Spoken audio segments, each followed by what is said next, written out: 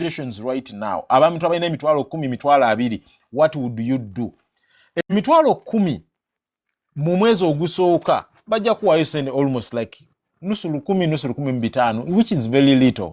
It might sometimes be discouraging, but do not give up. Boteka ye mitwalo 10 n'oweza omwaka mulamba emyezi 12 oba otaddeyo kumpi emiliyoni emu emitwalo 2 ogwo omwezi bagenda kuwayo emiliyoni mitwalo emirala nga 8 oba 9 ogwo omwaka mulamba. So think about it this way. That is bonus. For some of us who are employed, when your employer announces a 5% bonus at the end of the year, you almost want to go ogule ensi number. Omukyalo boyagala mutwala Maldives, naye bonus kuba kuwadde wa miliyoni emu. So it's the same. Then, the second year, you continue doing the same. By the end of the second year, oba otaddeyo miliyoni 2.4 amagoba ge baba bagenda okuwa is go ofunye up to that point oba oyingidde emitwalo kati emitwalo kumpi 4 in total. But you have to keep going. Kati omusajja yabuza mitwalo 10 as we wait for Mark to come in. Bw'okikolera emyaka 5, I always say emyaka 5 for me is the cut-off period for you to start benefiting from this. And I will explain to you why. Woyiwereza emitwalo 10 ng'otekayo million emitwalo 10 n'oweza emyaka 5. Oba otandise okufuna kumpi emitwalo 10 oba emitwalo 8 ku mitwalo 9 ng'amagoba buli mwezi. So, if you are listening in right now, no government, how much do I earn? Of course, the starting position is not going to be that big. You're not going to earn so much out there. Leya mkutumide konyo, and for the people who like my live right now, for it to keep going. Nyambako like nge live esobola okutambula. So, emitwalo egyo 10 for the first 5 years, you would have reached close to 10 million. Nengo tekayo emitwalo 10. Ambrose nkutumiddeko nnyo. Okitegere. Katwalo yabuza nagamba ate bwe mani n'emitwalo 2. Ewe emitwalo 2 ate gwe oba oyingidde mu babedde. Omanyi abantu aba saving emitwalo 2. Bwo saving emitwalo 2 for 5 years, you have to give yourself a minimum 5 good years. Bwo saving emitwalo 2 ng'ozinvestinga, ogenda oyingira after 5 years oyingidde miliyoni 2 ng'otandise ofuna kumpi mitwalo 2 buli mwezi nga magoba. Ago genjogerako bogafunye after 5 years obogafuna nga magoba. Kati gukuba mu nkuba kyeyo. Kadama mikwano gyange peace nkutumiddeko Gilbert Ashaba. Oli nkuba kyeyo oli Dubai. Omazeyo emyaka 3. Nina mukwano gwange Joan yali awo Dubai. Yakamala emyaka 5. Omukwano muza ne Joan. Onatera okudda e Kampala. Oyina wojja n'emitwalo 3. Ne mani nkyeyiya. Okukakananga kanyongereko contract nyongera okuweereza omuwalabu. Naye singa akwata emitwalo 2 oba emitwalo 3. Mitwalo 2 oba emitwalo 3. Osobolera ddala emyezi buli mwezi otuuka okudda e Kampala. Ng'oyina wojja sente. Waliwo topic gyetera okwogerako nga Ababritamu bwe bakomawo gyetera okugamba first wait to construct. Mu bankuba kyeyo lindako okugula akataka 3 ku 2 lwaki? Kwata sente ezo soko zinvesting ogenda okudda e Kampala bumalayo emyaka 3 gwe nkuba kyeyo ogenda okudda e Kampala nga oyina wojja kasente. Akakasente k'osobola okukozesa okukola ebirala. Waliwo agambe bwe mani na miliyoni 10. Gwa miliyoni 10 leka nawe gwoli mugagga. Miliyoni 10 n'ozikwata omulundi gumu n'oziteeka mukanzi kubalire wano kachuta yange njirina ntambula nayo. Okay, I'm not presenting it. Owa miliyoni 10 otandikirawo mu mitwalo mitwalo 10 buli mwezi. Bazikuweerawo. Bani yampadde ekirabo ekyo simutegede naye neyanziza. Bazikuweerawo mitwalo 10 right away. Kati waliwo yabuze ekibuuzo, I don't know if it was Carol, yadde ono omanyi muteekako bu flowers ne sitasoma mannya gammwe to remember you. Munansonyiwa. Yaddeko ne ka flowers yakoba angels oba ki. N'abuzaga can I with noteka miliyoni 10. Awo sente z'omukozi oba ozimaze. mitwalo 15 miliyoni 2. School fees, tugenda mu school fees, tonnazaala, oli mulenzi oli mukyala tonnazaala n'ekyo osubira okuzaala. Teeka tandika savinga mu unit trust mpola mpola. Oligenda okuzaala ng'omwana wo school fees wo zijja ziva mu unit trust, ziva mu investments zo. Ozadde omwana wo wa mwaka gumu, mutandika omutegekera. Mutereyo ssente mpola mpola. In 5 years, 7 years, anigenda otandika primary oba secondary, ng'oyagala mutala musomero eddungi namagunga nabisonsa agagamiri. Bangambye ennaku zino kitende ya miliyoni 4 etaamu n'engamba kiki kino. Miliyoni 4. Ninga awo investing mpola mpola bw'oba oyagala omwana wo asomero ekitende. Which unit trust would I advise? This live is sponsored by Britam Asset Managers. Go to Britam. Hold. Mark Rogers, can I save for 3 kids in one account? Absolutely. Whatever your goal is, your unit trust is one of the solutions. Now, you know, I talk about treasury bonds. I talk about unit trust. Your unit trust is one of the solutions you need. Mufuna.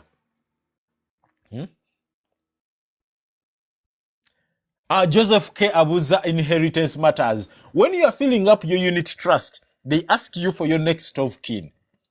So there are 2 ways. One, or you believe you are high risk, you can start investing for your kids directly. Mark, we have in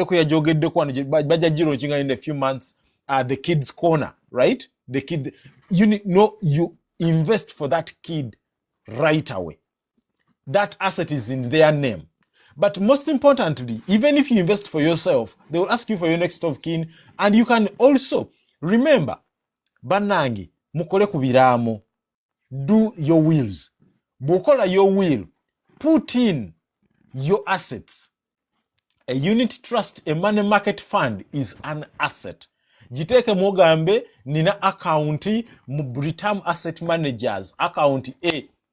Nebota yogera sente zilikozo ga sente ziliyo ziwadde Alex kakande nengwa mu bintu. Weza kuba ziwadde nze nengwa mu bintu. Nengamba mukama nzijukidde. Bitshayi nkutumiddeko. Nenga mukama nzijukidde bantaddemu kiramu nengira. So you can. Okitegedde, Boteka muteka mutabani wo mugambe ne kiramu kyo nti nina account nga botekayo sente nti eno ya account yange eri mu Britam. Njitaddeyo ya mwana wange. One of the most important things, and this is where someone Kakandi, why don't you open up a church? Because you're somehow preaching, is education. The equalizer of education. Omanyi, fabave masaka, abava mbyale ebisinga, we know. Do you know how many brilliant kids whose life is cut short, whose futures is always cut short because they couldn't afford to take them for higher education or in good schools, or to go to do the courses they wanted to do? Omanyi banyinaffe abali mu nsi z'abawalabu, and they will tell you nze kakande nali mugezi nga mu kirasi nsaza kimu nga 4, 5, 6, 7 gugwa wali. First grade, it was never a problem. Nina tuka mu senior 6 nga muzei taina ganyongera yo okakana ntute mu technical ya kusoma ba plumbing. That's why I found that oba kugenda kusoma buki busomesa bwa nursery. Koze ngeno aba ofuna omulimu nga bampe 2, 3 ninga ati hakanzije mu kiyumba. So what do? You invest for your child right now for the education. Kasome anagendo tuka mu senior 6 nga ajimaze ngosobola ogamba njagala ogenda osoma obusawo. Gende embalala. Bakugambe muzeyi ambalala mfunye private school fees semester milioni 3 ogambe na investinga mu Britam Asset Managers wali. Tuwezeza milioni za fasa buli mwaka batuwa amagoba ge batuwa ago agendiga kusomese newe basobola mbalala because semester ya milioni 3 kankutwale guru era mu busawo naye omwana waasome, omwana waasome. Bw'oba oweerera omwana essaawa eno gw'ayingiza 5,000 6,000 muweerere ng'olekawo 10,000 for the future of the education, for the future education. Ezo sente ziteeke mu investments, ziteeke mu unit trust, ziteeke mu treasury bonds. Kyobala waliwo conversation gye twalina wano ku online ne tugamba abantu bw'obanga you can afford maximum is 1 million for every term for your child, mutwale mu ssomero lya 7,000 egyo 3,000 ogi-investing for their future of their education. Tubamanyi bangi nnyo nagamba nti nze lwaki seeyongerayo sente zaabula. Right now you know better. Ne bw'oba otekayo 5,000 mu Britam asset managers n'ozitekayo ne ziwera, it will compound. That money will grow. Leave it there. In 20 years from now, omwana wo ng'ayingira university, omwana wo ng'ayagala kukola course, ayagala soma bwa engineering, tafunye government, tetumanyi government oba eribaawo sponsorship, ojja ogambira no, it's okay, I can afford. Ayinza oba tojja sobola makerere, waakiri ojja musindika ekyambogo, ojja musindika eggulu, ojja musindika ebusitema, naye ajja soma engineering course gy'ayagala gy'awulira. Mwababedde omwana we yagala agenda asomere Kenya, agenda asomere ku Strathmore, oyagala agende Malaysia, oyagala agende Australia, bwana asoma ajja malo soma asigale nayo. Omutegekedde ki? Scholarship zifuse scholarship tezikyalabika. Awo gamba kankwate 5,000 nzi investing. Aligendo tuuka, baligendo munyamugamba nonye somero weriri. Afune university ng'agifunye Australia. Bamugabe school fees beetaaga mutwalo gwa $, mugambe tewali buzibu. I've invested for you. Ku Britam ninayo milioni zange 10. Kankwateko zenkutteko nkuwo genda osome. Agenda asome course asigaleyo na ugambe I thank God I saw the future. Education is extremely important. Right? So you have to think about this in a way that has not been the case. You have to think about it in a way that kumulembe omupya ng'omuntu awulirizaako ku bantu nga bakakande. And so many people who talk about these things. Now, most times, every time I have where people are not liking the live and there are so many people, it means they are listening in, and I love that. So you listen in and you pay attention, like, omuvubuka ono kyayogera kiki, let me take it in. Let me take it in. Wonna woli, oli Kampala oli mukoa, ebirooto bye biri ki? Invest, invest, invest. Ebirooto byaffe biri ebirooto bisatu. I speak so much because I'm a parent. And I know many people who sometimes listen to us are parents. You are either a parent or you're about to become a parent. Mother, father, whatsoever, it doesn't matter. Do you know, mulimu ebintu byosobola okugumira. Mulimu obulumi bwosobola okugumira to just shield your child away from that kind of pain or from any type of pain. If I'm to ask you right now, how many of you would literally comb the floor with your tongue just to know that your child can be better, can have a better world? How many of us will go at extreme measures for your child to have better in life? Chechi tutambuza abava mu Uganda. Abaana bali awo mu Saudi nakugamba Alex si kyayagalayo naye buli lwendowooza ku zadde lye naleka e Kampala. Buli ndowooza ku baana be naleka e Kampala njagala babeeko obulungi ate bo babe ne future etajja basobozesa kujja wano. And what is the better way to prepare for your child? You invest in their education. You invest for them. So, to invest in their education, it means to invest some money aside for now to study now, but also for them to study tomorrow. Nina kawala kangi. Buli katula nengamba mama singa na ina nekakolerayo just an island nenkawonye enseno. But I know it's impossible. So what do? I prepare her. I prepare for her. Kasome. Njagala asome. akole kyayagala aleme kumanyi omuntu asomye tamanyibwa ajagala asome kosa ennungiko. I don't want to wake up one day mugambe why genda simukunyomerera naye nzagala mugamba agende ku nursing nga sijayagala ebirooto bye nga biri mu kubeera the finance analyst nga kitaawe naye olwokuba I didn't prepare very well now he can't go to study the course gyagala osoma agenda asome CFA, SCCA, CPCU, those professional courses that will fly you in the world. Engineering, simanyi data analyst, simanyi biki tetubitegana bitegana naye abantu ababikola bafuna sente empitirivu. What do I do? I'm thinking it right now. I'm thinking about it tomorrow. They have a unit trust account. They have a treasury bond account. Buli mwezi nentikako emitwalo ne begibe 5 nebaka bulungi.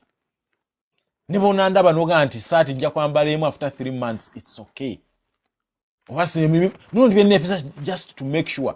Because I'm literally willing to take a certain level of pain in to allow or to protect, to give them a chance to have better in life. Ekyokubiri, Abaganda simanyi oba kuno kuliko abageye bwoba oli mugeye Guys, I'm wearing one shirt is branding bwoba oli mugeye Abaganda balina olugero olugamba si lugero omubala gw'abengeye baga gugamba ettutu no guli tutu lifumita likyali to tatula asulumba busulumbi bwekuba kuliko abageye bannange mbalamusizaako bannyiraze ne baganda bange omubala ogwo gugamba tutu lifumita likyali to tatula asulumba busulumbi. Abantu bwe bayinterpretinga omubala ogwo baguinterpretinga mu ngeri eyaabwe. Mu finance tuguinterpretinga tutya nti ettutu bwe buvubuka bwo abadde balowooza ettutu eddala mwekubire mu kuba akabonero. Ettutu bwe buvubuka bwo lyerikolerera obukadde. Ffenna tujja kaddiwa wabayi gye tuli bwe tulaba abakadde b'emyaka 5 myaka 45 myaka 6 gye tulaga. Akyereze buli lwendaba omuntu w'emyaka 6 mugambi weesimi kubanga bwe mba nkyali mu 3 ngamba musaba Mukama nnyambe ntuukeko eyo mu myaka 6. Naye ate njagala ntuukeyo nga at least nina kyendiddeko kyensobola okulya. Guno omulembe ogw'edda bakitaffe they invested in us. We are their pension. Bataata baffe bamama baffe we are their pension. Nti sente zange zonna nazikwata ne nziteeka mu baana ne basoma oba biki kati ke bandabirire. Gye tulaga tujja labirira abaana baffe. Nze kakino kankyogere nga mu kusoomooza. And I'm speaking about this from a finance perspective. And you pay attention. Emyaka 10 kosa zonna ze twali twegomba okusoma. Right now, AI is challenging them. Emyaka 10 okuva kati, emyaka 2 okuva kati.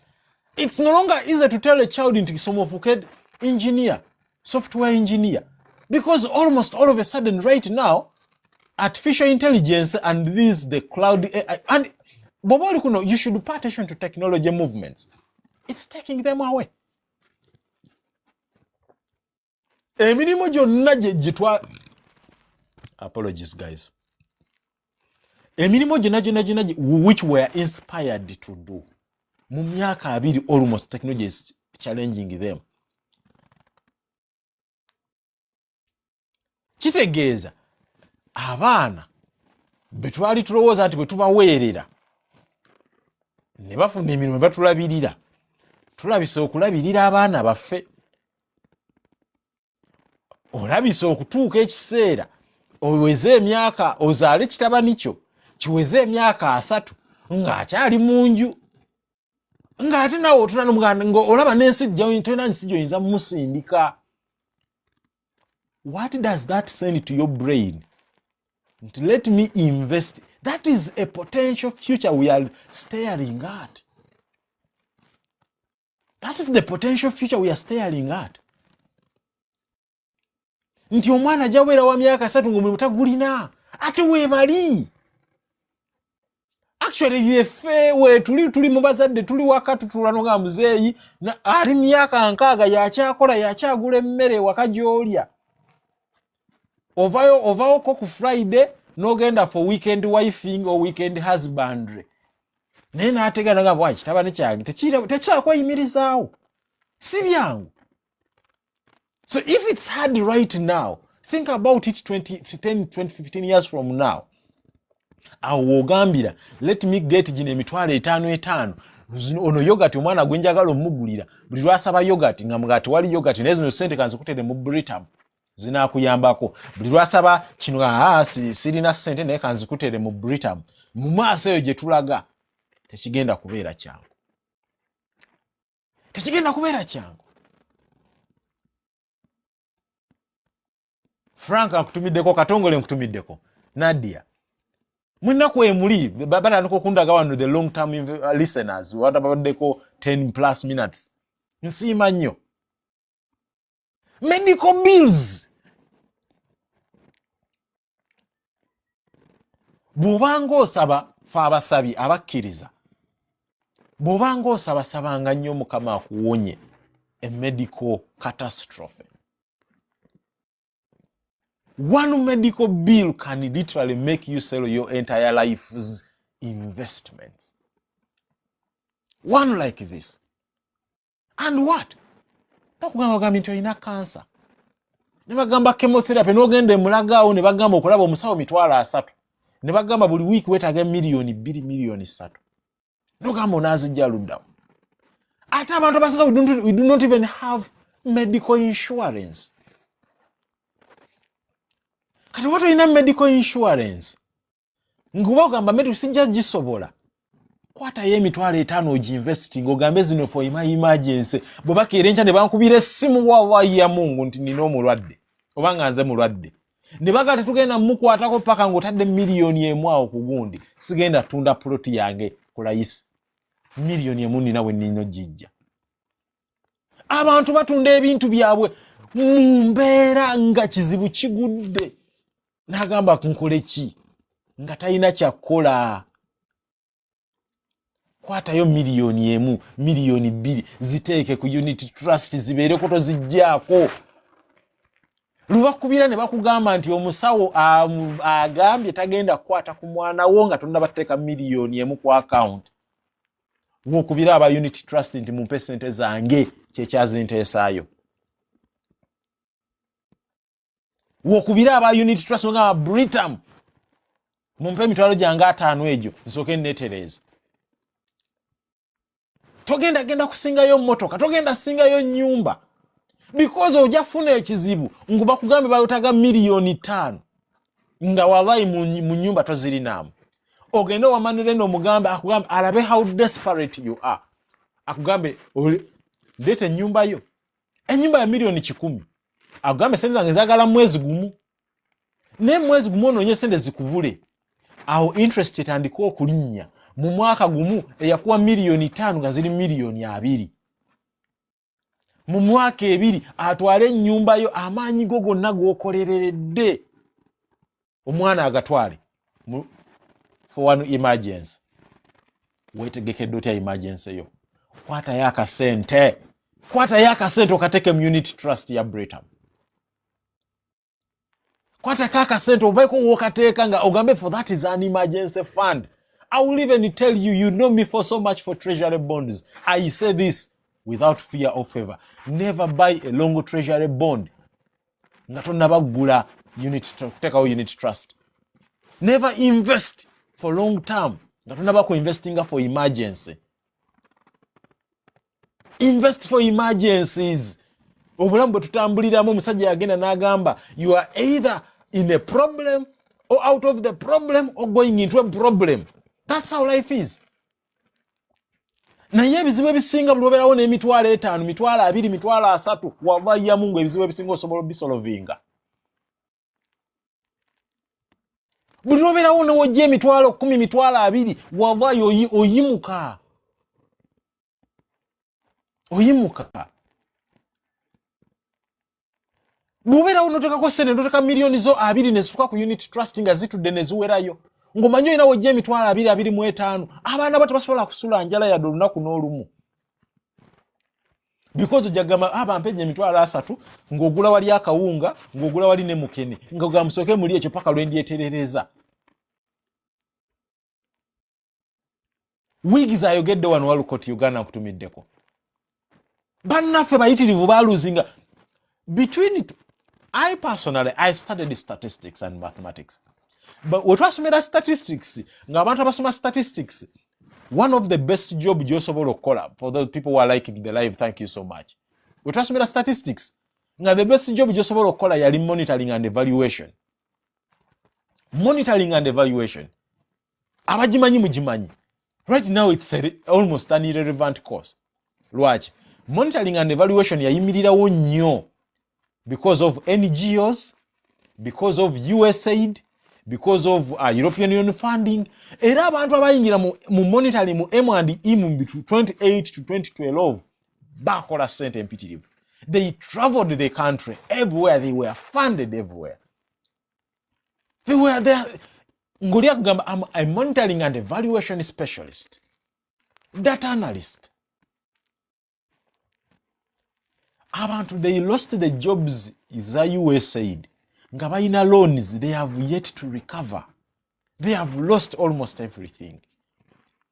Imagine losing a job at 40, what you have been working for 20 years in NGOs. NGOs onazigalawo. And a sovereign bill, bana batumbavu je bali mukuleta, it's threatening the civil society. If it has not already threatened it. It has crippled. That industry alone was employing so many people. But somehow, somewhere, some people who plan for us do not think. Maybe some of you here, you remember DGF. DGF was 100 million facility, 100 billion every single year. DGF was touching from the corners of every single city or town in this Uganda. I worked on DGF in some capacity. Netugenda Amorata, Katakwi, Serere, nga DGF GLE. Nga they fund small organizations ezirabirira abaana bamulekwa banimi nga ate organizations okubyalezo bazuwa milioni 10-15 omwaka. Bantu babiri olina afunako omusala gwa mitwalo 8 sente nsigaddewo nezirabirira a community nga muli sente. Do you know how many people started businesses across towns supplying office supplies to NGOs? 100 billion closed. USAID closed. World European Union closed. Why? Now we are bringing a sovereign bill. Nonsense. But I'm bringing that for one reason. Nti okusomozebwa okwo kwe tutambuliramu. The next day you can lose your job. What would you have prepared for yourself? Awugambira nti bw'avaayi kanneetegekere newemba nnina omulimo. Waliwo mukwano gwange ennyo ndudde okwogerako ne munoonyeeko Joan. Bamuyita Joan Mugenze. She's a life coach. Joan's signature statement is, plan your exit on your first day at work. You literally, you think about the next that I'm out of this job, the day you enter in. And the things byoyinokola. The things byoyinokola because of the first day is you start investing for that. Like I said, you are either in a problem, out of a problem, or entering a problem. That's life. At least bwoberanga you are walking through problems like that. Bwoba ina ujja waka sente, osobola okuyimuka, osobola otambula bulungi, sente zo zikwate bulungi. Sente zo zikwate bulungi. Kulaivu kuno, the people who follow me are mostly men. It's a funny thing. The people who pay for my consultations are mostly women. Yet somehow my numbers show me men follow me more than women. But this is for the men. Bwatali kufuna mwaka sente. nga tonnaba kulowooza kufuna mukazi oyo wakubiri sooka investingira obukadde bwo kubanga omusajja w'emyaka 7 nga tolinaamu yadde 10 ate ensi ekunyiga nnyo n'okusinga omukyala kubanga ye omukyala baba alina abaana fe tuba ne ssente bwe mba ne ssente emitwalo 2 nga njagala zigaba muzeeyi we muwa 5 mukadde muwa 10 so kitegeeza that is where I'm going investingira obukadde bwo muvubuka munnange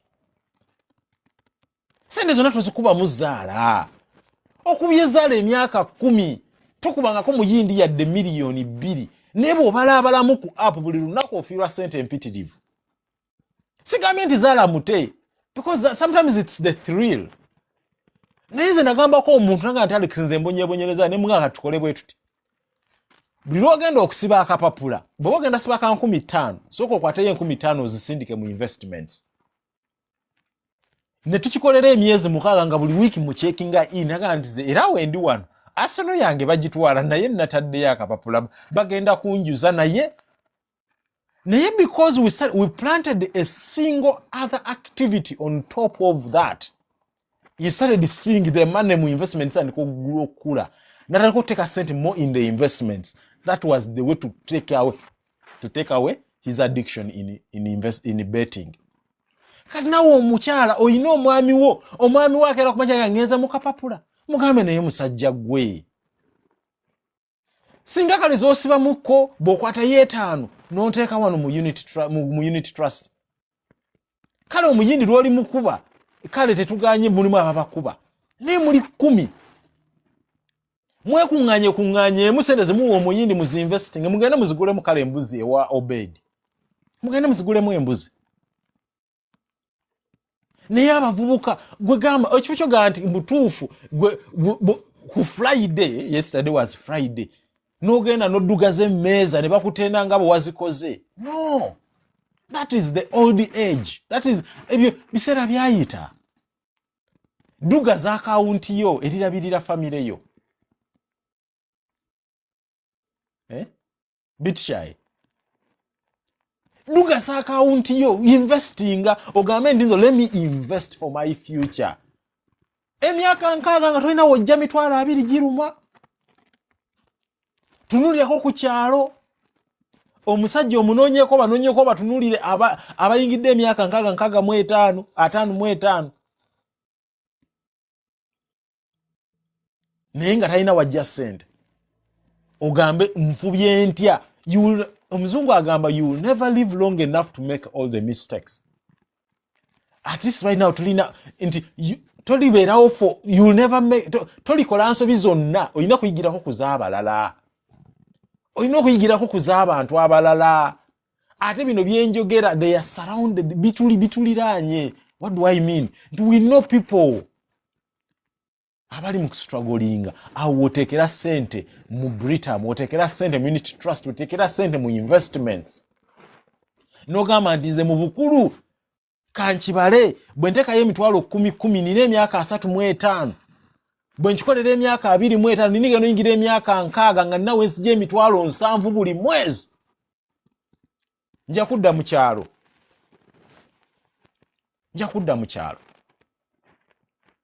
bw'oba teweesobola wekka mikwano gyo munyumya kuki mikwano gyo mwekuŋŋaanye mwekoleremu investment group mukwatenga sente muzinvesting ozoga nina mutwalo sinye emitwalo 10 sigisobola Alex nina mutwalo kati noonyayo ab'omutwalo 10 bemintu 10 mukole investment group club mugule bank account mufune ba signatories mutandika okuinvestinga supporting waliwo abuuziza okikola oba tuli ku motivational speaking goba obwongo bwo bukyalowooza this is motivational speaking you are at the wrong life.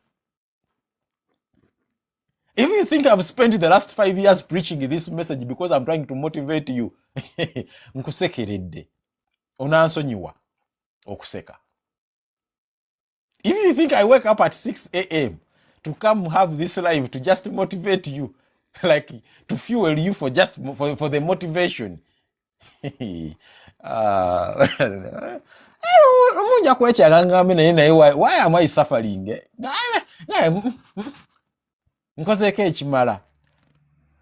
But it's because it's extremely important. It's extremely important to teach about money matters like never before. It's extremely important to teach about these products like never before. Engineer nagamba NSSF, yes, the NSSF Smart Life.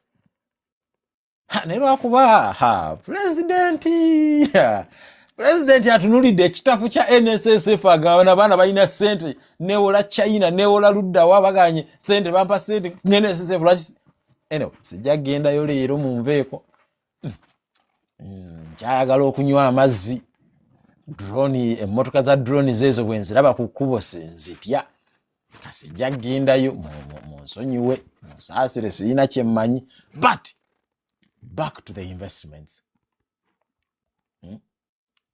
Omuntu yenna ku mulembe guno, you should know better.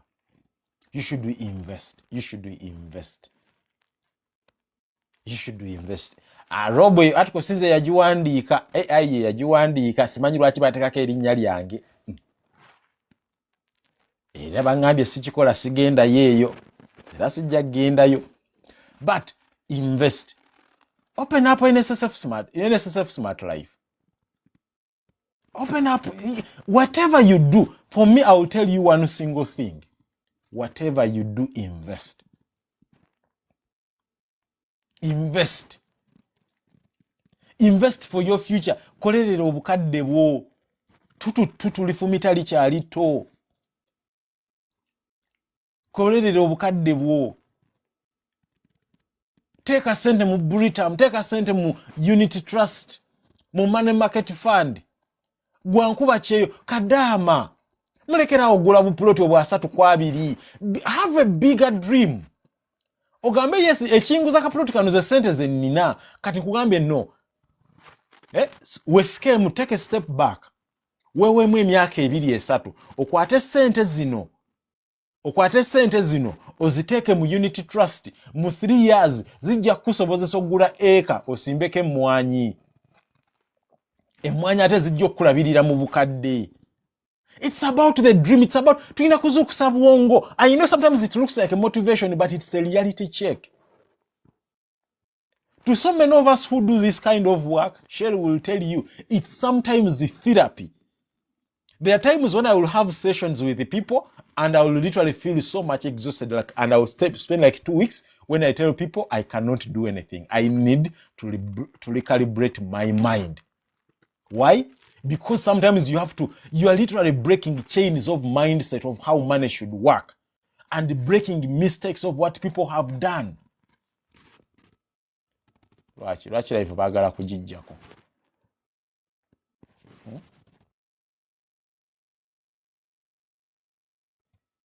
Abaleje bagiraikinga neyanza bagala tusalako. You talk to someone nakugamba, Alex, I made this mistake. Had I known? Pay attention, by the way. But for the people who sometimes watch my videos and go to the certain comments, it's not uncommon almost every single day to see a video omuntu akugamba, I wish I knew this 10 years ago or 15 years ago. Even I kakane ntero kwegamba, I wish I knew this 10-15 years ago. I've mastered this trade for the last 10 years. So I sometimes say, I wish I knew it 15 years ago. I would be very far. But I've also learned introspective looking back in a negative way is a still of thought. So it's done. So what can I do going forward? Oyina mitwalo 10, mitwalo 2, mitwalo 3, mitwalo 5. Invest. Ate mu abali mu diaspora, omanyi diaspora erimu ebika bibiri.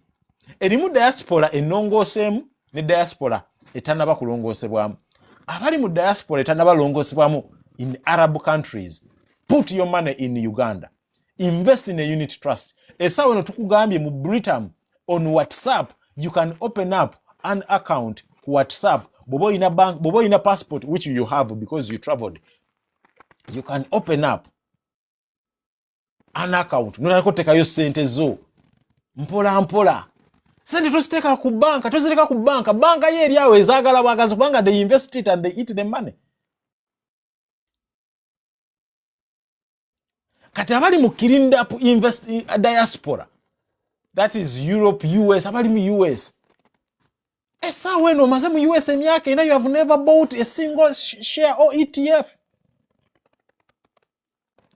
Omusajja yatugambye, twali tukola analysis yesterday. I was working with a client of mine. Nga tulaba, this year, the S&P 500 is projected to make close to 60% return in one single year. Kate nkubewo ekigambo ekizito wane nerabira manyi wane byangu eno gye tuli byangu nnyo okubyogera. Wande mugenda kugamba kakande nga oyiseewo. It's projected to almost make 60%. Abantu bali mugula S&P 500 tayetagana kulowooza agula buguzi ezo different ETFs za S&P 500. And they're going to make a 20, 30, 40%. Gwoli mu diaspora buli kasente kofuna wafuna babuloka bali ku numbers. Waliwo atano ku kikumi wano nsavachi masavu kyagaaga giriko. Buli milioni 10 bw'omuwaako milioni 7 mbutuufu katumuweeko 5. Come on. Oyina ploti z'ettaka zisukka, oyina ebyapa okuŋŋaanyiza ebyapa mu nkumuliitu. Buli odde Kampala for 2 weeks n'otula mu mmotoka ne bakulambuza ttaka liiryo lino liriko enkaayana. Omuntu ne gukuluma n'ovaayo nga naye kasa nina ebyapa. Ttaka liwagula milioni 10 essaawa eno bonoonya alitunda kwa milioni 9. Banna abategeera bali mu US, they are investing there. Last year around this time nakola negangama omuntu atali invested in AI stocks. What are you doing? At that point the Nvidias were at what? 3.5 trillion. Ngatuloza it's so much valued. Now it's 5 trillion. Era omuntu yayingirira ku 120. Now they are in 80 or 200. They have made guys. Njogere kinde kechi. Oli mu cleaned up diaspora and you do not even have a single stock. Tulako wansi kwata mu kifuba weekube mugambe nti mbutuufu I need to do better. Wetunulireko ko mu miro weesonge mugambe omuntu ono needs to do better. Buliro kwata dola abaana bo tebalida ozalide abantu bazalide na US. Oli mu bagamba manyango bakiri luddawa bukerere bubachula bazo yogera bikere. Naguzeyo 5 ku 10 bukerere bagambe ati babukerere kyeki. Bogera nabe Kampala tebagala kuva mu Airbnb. Muzeyi gendo labe takalyo. Nayo gama nkolerera baana bange. Nkolera baana bo bokolerera tebabya bagulire shares, bagulire ebintu bino mu US. Oli mu UK bagulire company, omuntu wa UK Joseph will tell you she is in UK, he's buying the US stocks and ETFs.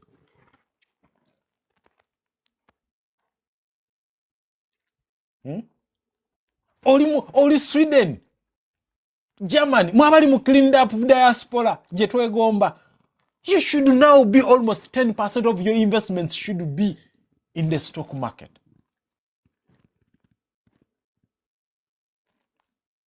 In the stock market. I wish I can present and I show you the returns people are taking. We are taking.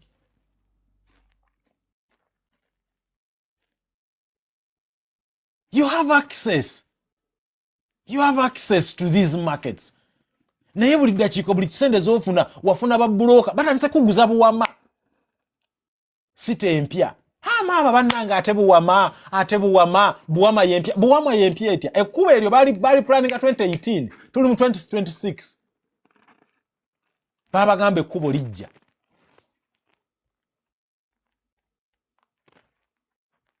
Naye omanya abantu sente ze bakoze singa abateeka sente mu shares mu 2016 gwe wagulira ebuwama.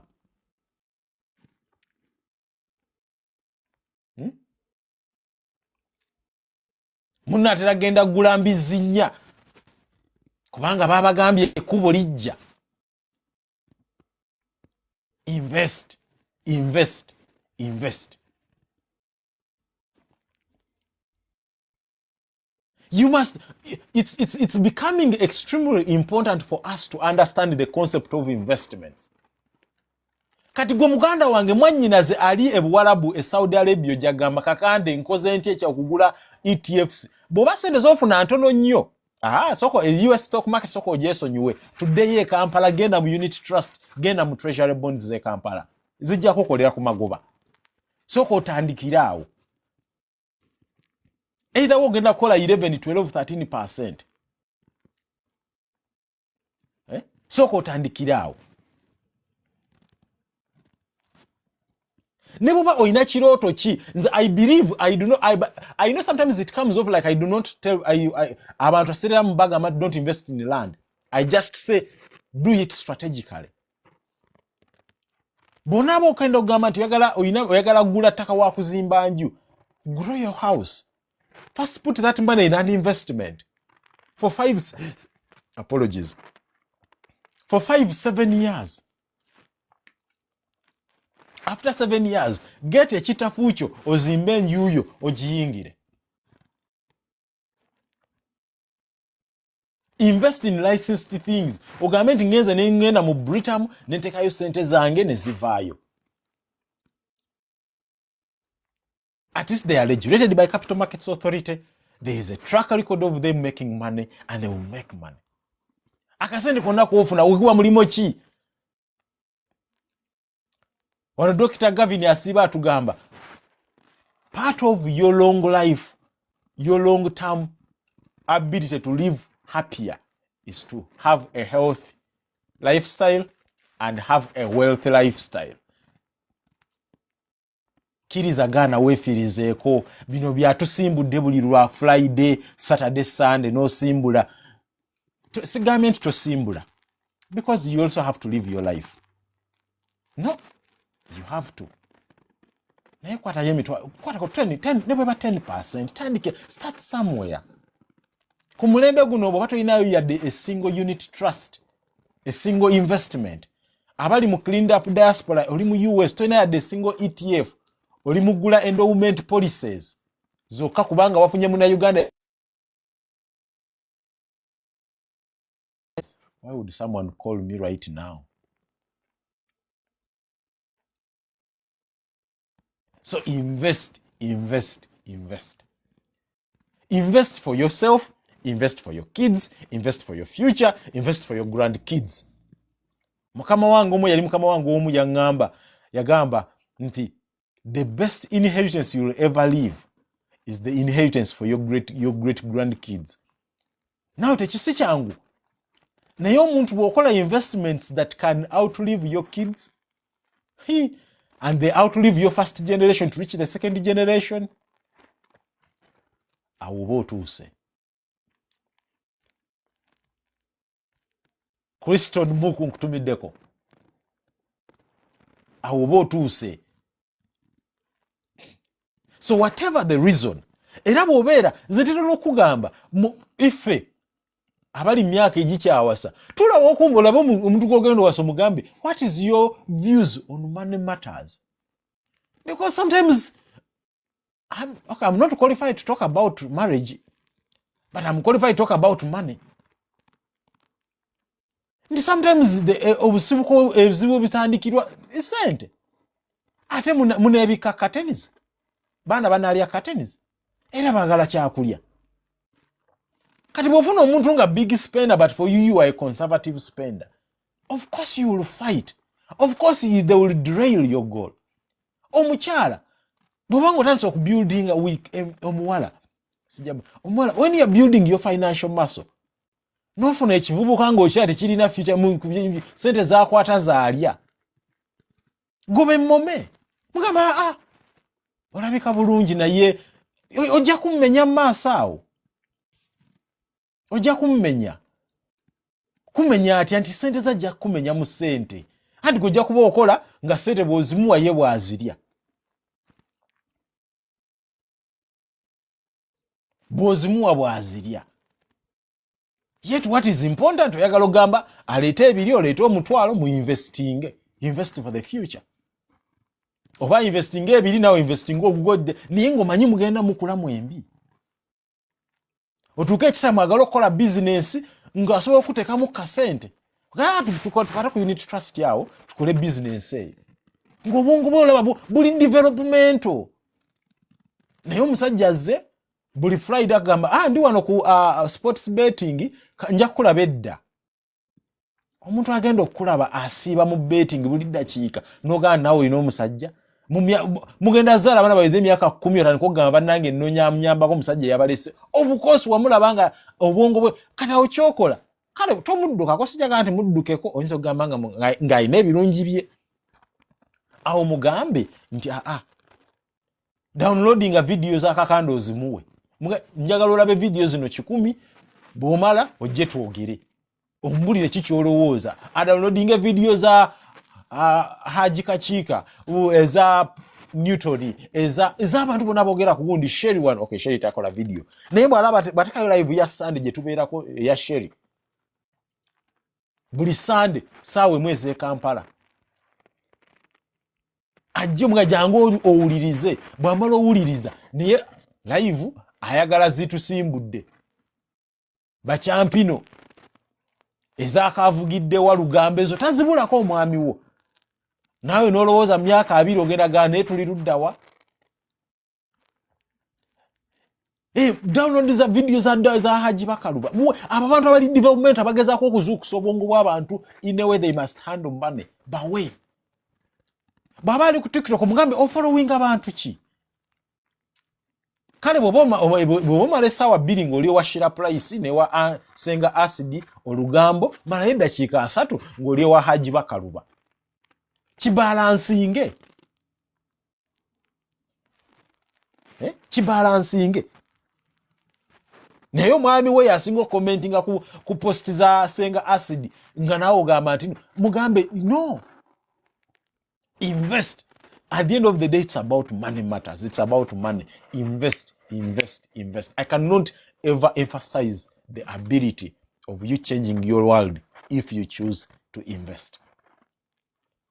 I can easily go into the products. Ngabo tugambi, abali mu clean diaspora, put some money in the stock market. Right? Rama mulabyeko wano Rama Kizito. Very amazing guy. One of the nice crusaders of crypto. If you have a higher risk tolerance for such things, go to him. He talks about them. Look for him.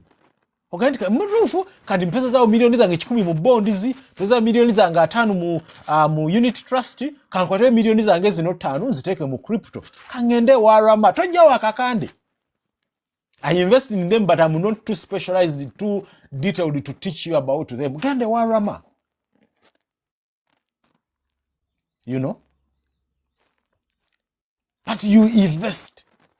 Only mu US.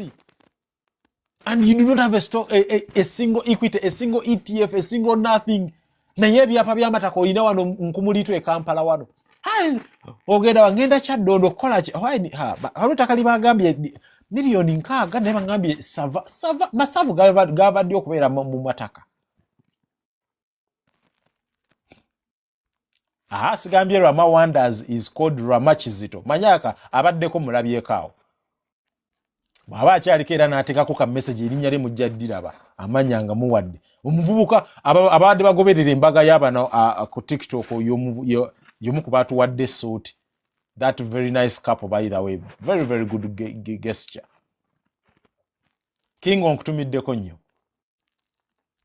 Mulumba po. Anyway, ngamaliriza. The next 9 minutes. It's becoming extremely important to be extremely aware of money matters. It's extremely becoming important to be aware of money matters. Uganda is on a take-off stage. Take-off, it's on a take-off stage. Products are going to widen up. They are bringing the sukuku bond. Banyinafu abasiramu abadde batya treasury bonds nga bagamba they are not Sharia compliant. They are bringing the sukuku bond.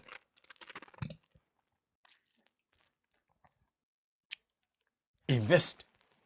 Britam Weri, put your money in there. Britam asset managers, put your money that you need to trust. Nebotekayo bakugambye mu money market fund emitwalo 2 bw'oba olina omukozi ewaka essaawa eno mugulirewo account ya mitwalo 2 open up starting position then top up mutwalo 1 kati mutereyo emitwalo 10. Owulidde? Umbrella fund mitwalo 10 ye starting position. No investing mu Britam. No etegekera, no zireka, and have finance is so much about the discipline as much as it is about the numbers. Eje mitwalo 10 gyotekayo gitekeyo. Mitwalo 15, mitwalo 2 ogirekeyo.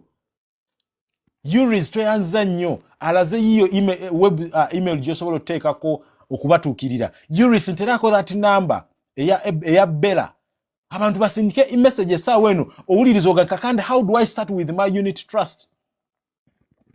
Louis nkutumiddeko nnyo. Luyima. Munasonyiwa kampisewo akalango kano bannange. Abantu ababeera Bunnamwaya, ababeera ku Entebbe Road awo. We have an amazing green turf awo, volcan. Bunnamwaya. 5 aside. Abagala games and everything. Mujewe Bunnamwaya awo. Actually, gwe bufunayo mumukola emikwano ne mutandika okuinvestinga every 6 months nayo kunganya emikwano gyo ne mugenda ku vulcan ne muzanya mu kapiira to stay physically fit ne muzanya mbaina games, board games and everything. I think it's so much family friendly. Abali mikwano gyange abali Bunnamwaya, abali ku Entebbe Road, abali Bwebajja, abali Ezana, abali Natete wonna. Bunnamwaya very very good, it's decent, it's amazing, one of the very best green turf eri awo Bunnamwaya. Akabadde kalango kabakamba bange. Anyway, back to the position. Invest. You need to start. It's extremely important to start. Essaawa eno tugambye nti ku Britam you can start by sending a WhatsApp message and you will onboard yourself. If you send the WhatsApp message right now on the better number, by Monday morning you will be an investor. Kati ekikulemesa kyekyaki enamba kanji basomere wano eri 0793 192 595. Gwe kasita obeera n'endaga muntu oba ne passport n'akasente akalandikwako just emitwalo 5, you can invest and you can register yourself 24/7 hours a day, 7 days a week, anytime. Ne bwoba olina inquiry ki, it will reply you. Yiyo number esagi tuteereddewo 0793 192 595. Era bwoba kuolya essaawa eno ng'owuliriza ng'ogamba sibitegera byayogera but I'm starting to feel it kitandise okuyingira you know, sindika enamba eyo basindikira oregistering otekeyo emitwalo 5 ate ofiirwa ki mitwalo 5. Abantu abamu bwe mugenda mu bbaala ezo munywa ezo times 10. Omwami w'omukubira omugabe waliwo akati ke bandaze wano bw'oba osigala waka ng'oliko okulira waka nga you are a stay-at-home parent, that's good. Bwe bakulekera emitwalo 3 fuba okulaba nti bali 2 omutwalo buli lunaku oguteke mu unit trust. Luliba olwo jazuuka lumu nga kakasente ke kasobola okukola ki okuba kikasobola okuyamba oba okuyamba famire yo. So register, download their app, My Britam Uganda. My Britam, just go to app, whether Google Store or App Store, iPhone, and download it. And live was sponsored by Britam. And I'll bring them back to talk more about things. But at the end of the day, my unwavering commitment to say people, let's invest. People say, why do I do this? For the love of the game. But I don't want even to say it's just for the love of the game. I've met so many amazing people through this. we are transforming so many people who are all of a sudden are starting to see the possibilities in what they used to think it is almost impossible.